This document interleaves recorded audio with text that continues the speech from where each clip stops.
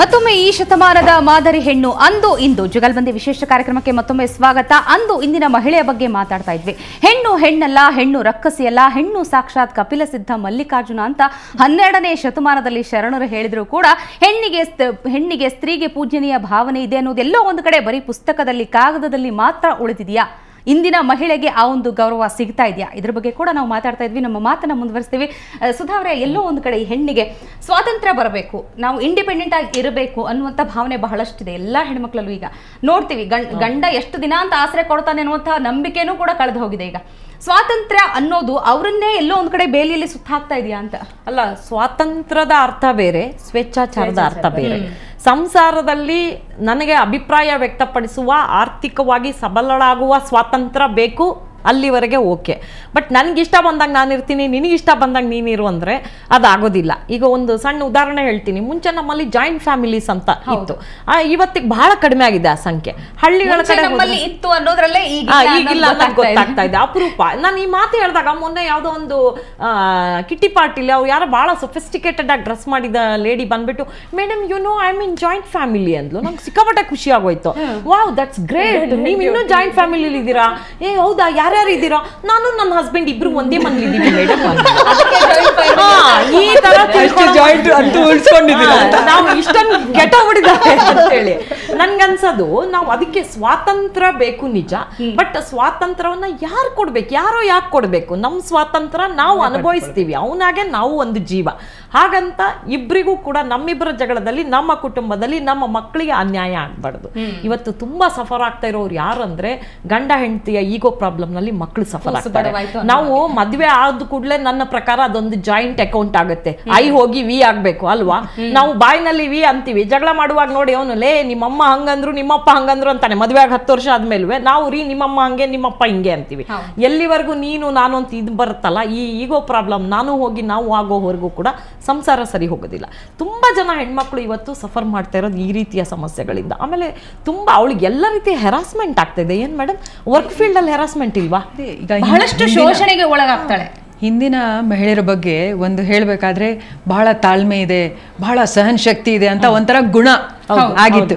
ಇವಾಗ ಅದು ಕಳ್ಕೊಂಡಿದೀವಿ ಅಲ್ವಾ? ಅದು ತಪ್ಪಂತ ನಾವು ಹೇಳಲ್ಲ. ಯಾಕೆಂದ್ರೆ ಈ ತಾಳ್ಮೆ ಮತ್ತು ಸಹನ ಶಕ್ತಿ ಎರಡು ಕಡೆ ಇರ್ಬೇಕು. ಮೊದ್ಲು ಏನಾಗ್ತಿತ್ತು, ಇವರು ಬಲಿ ಆಗ್ತಿತ್ತು. ಈ ಗುಣದ ಹೆಸರಲ್ಲಿ ಅವ್ರು ಬಲಿ ಆಗ್ತಿದ್ರು. ಇವಾಗ ಅವರು ನಾನು ಯಾಕೆ ಬಲಿ ಆಗ್ಬೇಕು, ಅವ್ರ ತಾಳ್ಮೆ ಆದ್ರೆ ಎರಡು ಕಡೆ ಇರ್ಲಿ, ಇಲ್ಲಾದ್ರೆ ಬೇಡ ಅಂತ. ಅದಕ್ಕೆ ಇದೆ ಜಾಯಿಂಟ್ ಪ್ರಾಬ್ಲಮ್ ಅಲ್ವಾ? ಸೊ ಅದು ಹೇಳಿ ಕಂಟಿನ್ಯೂ. ಅಲ್ಲ, ಪೋಷಕರು ಹೇಳ್ತಿದ್ರು ಮೊದ್ಲು, ಎಂತ ಬಣ್ಣನಾದ್ರೆ ಗಂಡ ದೇವ್ರು ಅಂತ ನಂಬ್ಕೊಂಡು ಹೋಗಮ್ಮ ಅಂತಿದ್ರು. ಈಗಿಲ್ಲ, ಇಲ್ವಾ ಚೆನ್ನಾಗಿಲ್ವಾ ಬಾ ಬಂದ್ಬಿಡು ಹಾಗಾದ್ರೆ ಅನ್ನೋಂತ ಶ್ವೇತಾ ಕಳ್ಸುವಾಗ್ಲೇ ಹೇಳಿ ಕಳಿಸ್ತಾರೆ. ಅವನೇನಾದ್ರು ಬಾಲ ಬಿಚ್ಚಿದ್ರೆ ಯಾವ್ಯಾವ ಸೆಕ್ಷನ್ ಇದೆ ಎಲ್ಲ ಅವಳಿಗೆ ಹೇಳಿ ಕಳ್ಸಿರ್ತಾರೆ. ಇದೆಲ್ಲ ಇದೆ ಹಾಕ್ಸೋಣ, ಅವನೇನೋ ಅವ್ರ ಅಪ್ಪ ಅಮ್ಮ ಅವ್ನ ತಂಗಿರ್ನು ಒಳಗ್ ಹಾಕ್ಸೋಣ ಅಂತೇಳಿ. ನಾವು ಅದಕ್ಕೆ ನಾ ಹೇಳಿದ್ದು, ಒಂದ್ ಕುಟುಂಬ ಚೆನ್ನಾಗಾಗ್ಬೇಕು ಅಂದ್ರೆ ಅದು ಇಂಡಿಯಾನಲ್ಲಿ ಮದುವೆ ಪಾರ್ಟ್ನರ್ಶಿಪ್ ಅಲ್ಲ ಅಲ್ವಾ? ಇದು ಜಾಯಿಂಟ್ ಫ್ಯಾಮಿಲಿ ಇದ್ದಂಗೆ. ಇವತ್ತಿಗೂ ಕೂಡ ತುಂಬಾ ಜನ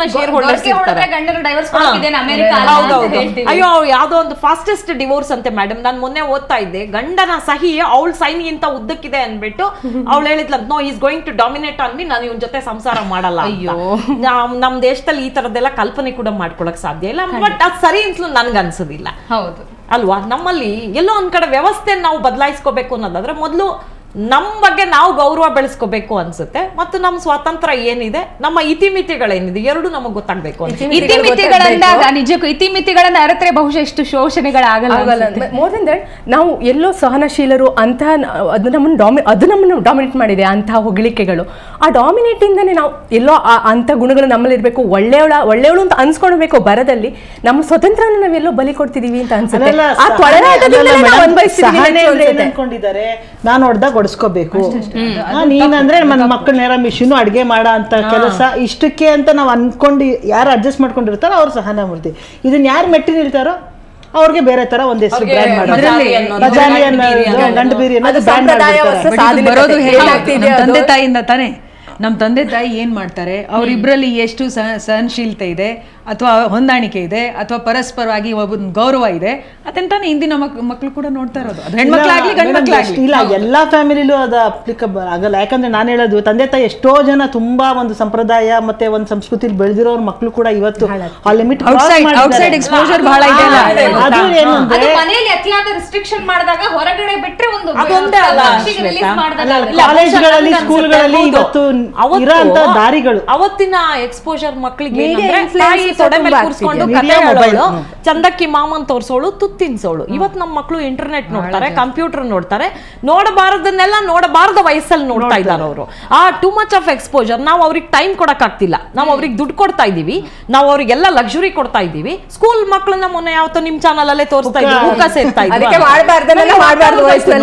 ಅಂದ್ರೆ ನಮ್ಮ ಮಕ್ಕಳಿಗೆ ಏನಾಗಿದೆ ಗೊತ್ತಾ, ಅವರಿಗೆ ಬಹಳ ಬೇಗ ಮೆಚೂರ್ ಆಗೋಕ್ ಹೊರಟ್ಬಿಟ್ಟಿದ್ದಾರೆ ಅವರು ಎಲ್ಲ ರೀತಿಯಲ್ಲೂ ಕೂಡ. ಈ ಟೂ ಮಚ್ ಆಫ್ ಮೆಚೂರಿಟಿ ಯಾಕೆ ಅಂದ್ರೆ ಎಲ್ಲೋ ಒಂದ್ ಕಡೆ ನಾವು ಬ್ಯುಸಿ ಆಗಿದ್ದೀವಿ, ನಾವು ನಮ್ ಜವಾಬ್ದಾರಿ ದೊಡ್ಡದಿದೆ ಅಂತ ನಾನಂತೂ ಒಪ್ಕೊಳ್ತೀನಿ. ಯಾಕೆಂದ್ರೆ ನಾವು ಅಮ್ಮಂದ್ರಗಳು, ನಮ್ಗೆ ಹೊರಗೂ ದುಡ್ದು ಒಳಗೂ ನಿರ್ವಹಿಸುವಂತ ಸಾಮರ್ಥ್ಯ ಇದೆ.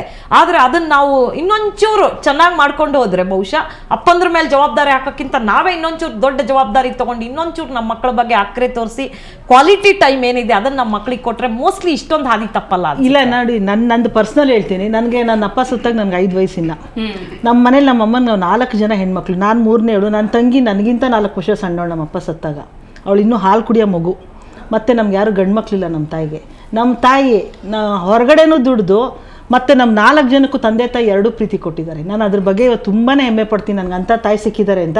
ಸೊ ಅದು ನಾವು ಬೇರೆ ಕಡೆ ಇನ್ವಾಲ್ವ್ ಆಗಿ ಆ ಮಕ್ಕಳ ಮೇಲೆ ಪ್ರೀತಿ ತೋರ್ಸೋಕ್ಕೆ ಟೈಮ್ ಸಿಗಲ್ಲ ಅನ್ನೋದು 100ಕ್ಕೆ 100 ತಪ್ಪೋದು. ನನ್ನ ಪರ್ಸ್ನಲ್ ಅಭಿಪ್ರಾಯ. ನನ್ನ 5 ವಯಸ್ಸು, ಇವತ್ತು ನನ್ನ ಮಗಳಿಗೆ ಇವತ್ತು 15 ವಯಸ್ಸು.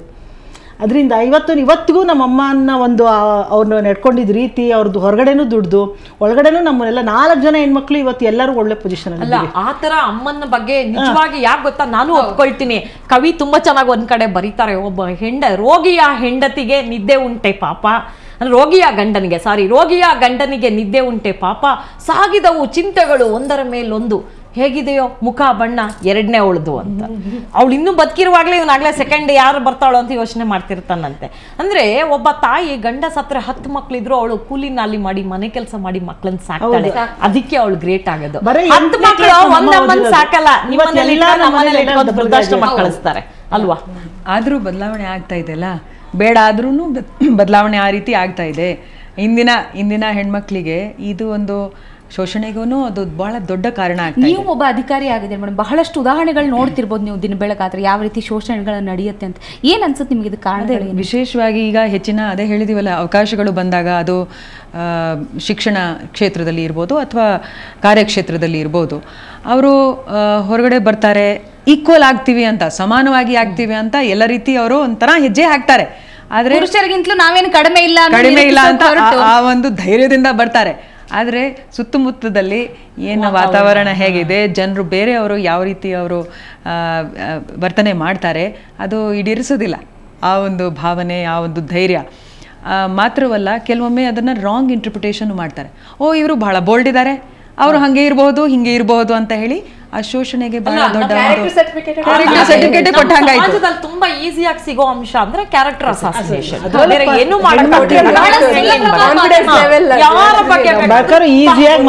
ತುಂಬಾ ಸಲೀಸಾಗಿ ಮಾತಾಡ್ಬಿಡ್ತಾರೆ.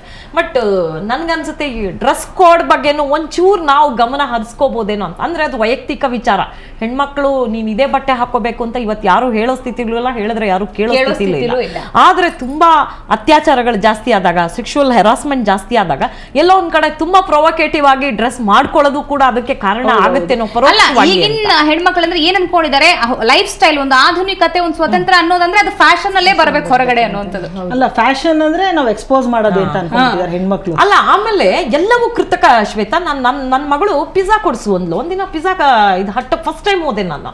ಹೋದ್ರೆ ಬರೀ ಯಂಗ್ಸ್ಟರ್ಸು, ಹುಡುಗಿರು ತುಂಬಿಕೊಂಡಿದ್ದಾರೆ. ಆಮೇಲೆ ನಾನು ಚೆನ್ನಾಗಿರುತ್ತ ನನ್ನ ಮಗಳು, ಅಷ್ಟೆಲ್ಲ ಜೋರಾಗಿ ಮಾತಾಡ್ಬೇಕು, ಇಂಗ್ಲಿಷಲ್ಲಿ ಮಾತಾಡ್ಬೇಕು. ಆಮೇಲೆ ಅವ್ನೇನೋ ಒಂದು ಮೆನು ಕೊಟ್ಟ, ನಾವು ಆರ್ಡರ್ ಮಾಡಿ, ಆಮೇಲೆ ಅವಳೇ ಆರ್ಡರ್ ಮಾಡಿದ್ಲು, ನಂಗೆ ಆರ್ಡರ್ ಮಾಡೋಕ್ಕೂ ಬರಲ್ಲ. ಆಮೇಲೆ ನಾನು ಹಿಂಗೆ ಸದಾ ಮಾತಾಡ್ತಿದ್ದೆ, ಮೆತ್ತಗೆ ಮಾತಾಡಿ, ಇಂಗ್ಲೀಷಲ್ಲಿ ಮಾತಾಡ್ಬೇಕು ಅಂತ. ಅಷ್ಟೊತ್ತಿಗೆ ಒಂದು ಗ್ರೂಪ್ ಹೊರಡ್ತು ಹೊರಗಡೆ, ಅಲ್ಲೊಂದು ಬೆಲ್ ಹಾಕಿದ್ರು. ಆ ಬೆಲ್ಲನ್ನ ಅವಳು ಹಿಂಗೆ ಆ ಮಕ್ಳು ಹಿಂಗೆ ಹೊಡೆದ್ರು, ಟಣ್ಣಂತು. ಅಂದ ಕೂಡಲೇ ಅಲ್ಲಿ ಕೂತವರು ಮತ್ತು ಆ ಮಕ್ಕಳೆಲ್ಲ ಸರಿ ಥ್ಯಾಂಕ್ ಯು ಅಂದ್ರು. ನನ್ನ ಮಗಳು ಹಿಂಗೆ ತಿರುಗಿ ಥ್ಯಾಂಕ್ ಯು ಅಂದ್ಲು. ಏನಕ್ಕೆ ಥ್ಯಾಂಕ್ಸ್ ಹೇಳಿದ್ದು ಅಂದೆ. ಅದು ಇಲ್ಲಿ ಫುಡ್ ಚೆನ್ನಾಗಿದ್ರೆ ಫುಡ್ ಕೊಟ್ಟವ್ರನ್ನ ಥ್ಯಾಂಕ್ ಮಾಡಬೇಕು ಅಂದ್ಲು. ನಾನು ಇದೇ ಮಾತು ಹೇಳ್ದೆ, ಅಯ್ಯೋ ಕಳ್ಳ ನನ್ನ ಮಕ್ಕಳ ಅಂದೆ. 500 ರೂಪಾಯಿ ಕೊಟ್ಟು ಇಲ್ಲಿ ಬಂದು ತಿಂದು ಬೆಲ್ ಮಾಡಿ ಥ್ಯಾಂಕ್ಸ್ ಅಂತೆ. ಪಿಜ್ಜಾ ಹೆಂಗಿರುತ್ತೆ, ದೋಸೆ ಮೇಲೆ ವಾಂತಿ ಮಾಡ್ದಂಗೆ ಇರುತ್ತೆ ಅದು ನೋಡಿದ್ರೆ. ಅದನ್ನ ಹೇಳ್ತೀರಾ ನೀವು? ಅಪ್ಪ ಅಮ್ಮ ನಮ್ಗೆ ತುತ್ತಿರಲ್ಲ ಆಯ್ತಾ, ನಮ್ಮ ಬಟ್ಟೆ ಹರಿದೋಗಿರ್ಬೋದು ಅಥವಾ ನಮ್ಮ ಕೈಲಿ ಫೀಸ್ ಕಟ್ಟಕ್ ಆಗದೆ ಇರ್ಬೋದು, ಸೋಲ ಮಾಡಿ ಅಪ್ಪ ಅಮ್ಮಂದ್ರು ನಿಮ್ ಹೊಟ್ಟೆ ತುಂಬಿಸ್ತಾರೆ, ಪಾಕೆಟ್ ಮನಿ ಕೊಡ್ತಾರೆ. ಯಾವತ್ತಾದ್ರೂ ಜೀವನದಲ್ಲಿ ಒಂದಿನ ಅಮ್ಮ ಅಪ್ಪಂಗೆ ಥ್ಯಾಂಕ್ಸ್ ಹೇಳಿದಾರ ಇವರು ಅಂತ? ನೀವು ಎಲ್ಲಿ ಬಂದ್ರು ಲೆಕ್ಚರ್ ಕೊಡ್ಬೇಡಿ, ಸುಮ್ಮನಿರಿ ಅಂತ.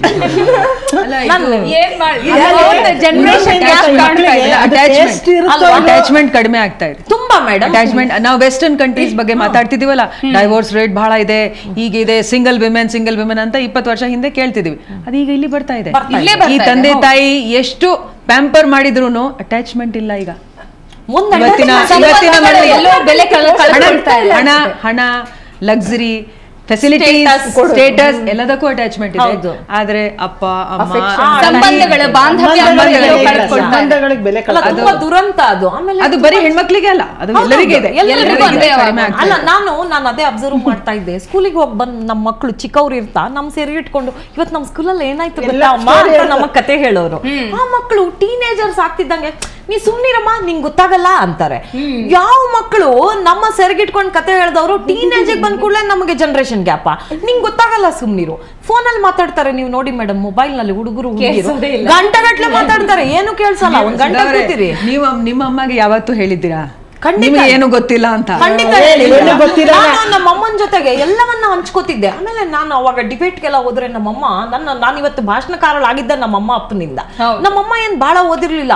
ಮಗಳೇ ನೀ ಹಿಂಗೆ ಮಾತಾಡ್ಬೇಕು, ಟೇಬಲ್ ಹಿಂಗ್ ಗುದ್ಬೇಕು, ಹಿಂಗೆಲ್ಲ ಹೇಳ್ಕೊಡೋರು ನಮ್ಮಮ್ಮ. ಅಂದ್ರೆ ನಂಗೆ ಅಷ್ಟೊಂದು ಗೌರವ ಇತ್ತು. ನಮ್ಮ ಈಗಿನ ಮಕ್ಕಳು ಅಂದ್ರೆ ನಾನು ವೈಯಕ್ತಿಕವಾಗಿ ಹೇಳ್ತಾ ಇಲ್ಲ, ಒಟ್ಟಾರೆ ನಮ್ಮ ಈಗಿನ ಜನರೇಷನ್ಗೆ ಏನಂದ್ರೆ ಅಪ್ಪ ಅಮ್ಮಂದ್ರು ಒಂಥರ ಔಟ್ಡೇಟೆಡ್. ಟೀನೇಜರ್ಸ್ ಆಗ್ತಾ ಇದ್ದಾಗೇನೆ ನಮಗೂ ಅವ್ರಿಗೂ ಒಂದು ದೊಡ್ಡ ಗ್ಯಾಪ್ ಮನೇಲಿ ಬಿಲ್ಡಪ್ ಆಗ್ತಾ ಹೋಗುತ್ತೆ. ನೀವು ಹೇಳ್ದಂಗ ಫ್ಯಾಮಿಲಿನಲ್ಲಿ ಆ ಬಾಂಡೇಜ್ ಇಲ್ಲ, ತುಂಬಾ ಸಫರ್ ಮಾಡ್ತಾಳೆ. ನಂಗೆ ಅಂತ ಅಮ್ಮಂದ್ರ ಬಗ್ಗೆ, ಯಾಕಂದ್ರೆ ಅಪ್ಪಂದ್ರು ಹೊರಗೆ ಕೆಲಸ ಮಾಡೋರು ಬ್ಯುಸಿ ಆಗಿದ್ಬಿಡ್ತಾರೆ. ಬಟ್ ಆ ತಾಯಿ ಅಯ್ಯೋ ಯಾವ ಮಗು ನನ್ನ ಹತ್ರ ಇಷ್ಟ ಚೆನ್ನಾಗಿ ಮಾತಾಡ್ತಿತ್ತು, ಯಾಕೆ ನನ್ನ ಮಗು ದೂರ ಆಯ್ತು, ಮತ್ತೆ ಅಲ್ಲಿ ಗೊಂದಲಗಳನ್ನ ಎದುರಿಸಬೇಕಾಗತ್ತೆ. ಅವಳಿಗೆ ಗೊತ್ತುಂಟು ಮಗಳಿಗೆ ಮುಂಚಿನ ತರ ಅಮ್ಮ ನಮ್ಮನ್ನ ಇದ್ ಮಾಡ್ದಂಗೆ ಸ್ವಾತಂತ್ರ್ಯ ಮಾಡ್ದಂಗೆ ಈಗ ನಾನ್ ನನ್ ಮಗಳಿಗೆ ಮಾಡಕ್ ಆಗಲ್ಲ, ಸ್ವಾತಂತ್ರ್ಯ ಕೊಡ್ಬೇಕು ಅನ್ನೋ ಇದಿದೆ, ಐಡಿಯಾ ಇದೆ. ಬಟ್ ಹಂಗ್ ಕೊಡಕ್ ಹೋದಾಗ ಮಗಳು ಎಲ್ಲಿ ಮಿಸ್ಯೂಸ್ ಮಾಡ್ಕೊಂತಾಳೋ ಆತಂಕ ಸಹ ತಾಯಿನ ಕಾಡ್ತಿದೆ. ಅಲ್ಲಿ ಸಹ ತಾಯಿ ಮೋಸ್ಟ್ಲಿ ಶ್ವೇತಾ ಅಂದಿನ ಮಹಿಳೆಗೆ ಈ ಸಮಸ್ಯೆಗಳೆಲ್ಲ ಇರ್ಲಿಲ್ಲ, ಅವಳ ಜವಾಬ್ದಾರಿ ಮನೆ ಒಳಗೆ ಇರ್ತಾ ಇತ್ತು, ಅಡಿಗೆ ಮಾಡೋದು, ಬಟ್ ಇವತ್ತು ನಾವೆಲ್ಲ ಈಗಿನ ಜನರೇಷನ್ ಅಮ್ಮಂದ್ರೆ ಏನಿದೀವಿ ನಾವೆಲ್ಲರೂ ಕೂಡ ಇಂಥದ್ದೊಂದನ್ನ ಫೇಸ್ ಮಾಡ್ತೀವಿ. ಅಪ್ಪಂದ್ರು ಮಾಡಲ್ಲ ಅಂತಲ್ಲ, ಬಟ್ ಅವ್ರಿಗಿಂತ ಜಾಸ್ತಿ ಫ್ರೀಡಮ್. ಖಂಡಿತ ಮೇಡಮ್, ನೀವೆಲ್ಲರ ಜೊತೆ ಮತ್ತಷ್ಟು ಮಾತಾಡ್ತೀನಿ. ಅತ್ತೆ ಸೊಸೆ ಅಂತೂ ದೂರದ ಮಾತು, ಅಮ್ಮ ಮಗಳ ನಡುವೆ ಸಂಬಂಧಗಳು ಬೆಲೆ ಕಳೆದುಕೊಳ್ತಾ ಇವೆ ಅನ್ನುವಂಥ ಆತಂಕ ಇಲ್ಲಿ ಕಾಡ್ತಾ ಇದೆ. ಹಾಗಾದ್ರೆ ಏನ್ ಮಾಡ್ಬೇಕು, ಇದರಿಂದ ಹೊರಗೆ ಬರಬೇಕಾದ್ರೆ ಮಹಿಳೆಯರಿಗೆ ಆ ಒಂದು ಗಿಲ್ಟ್ ಕಾಡ್ತಾ ಇದೆ. ಹಾಗಾದ್ರೆ ಏನ್ ಮಾಡ್ಬೇಕು, ಇದ್ರ ಬಗ್ಗೆ ಕೂಡ ಮಾತಾಡ್ತೀವಿ. ಅದಕ್ಕೂ ಮೊದಲು ಒಂದು ಸಣ್ಣ ವಿರಾಮ.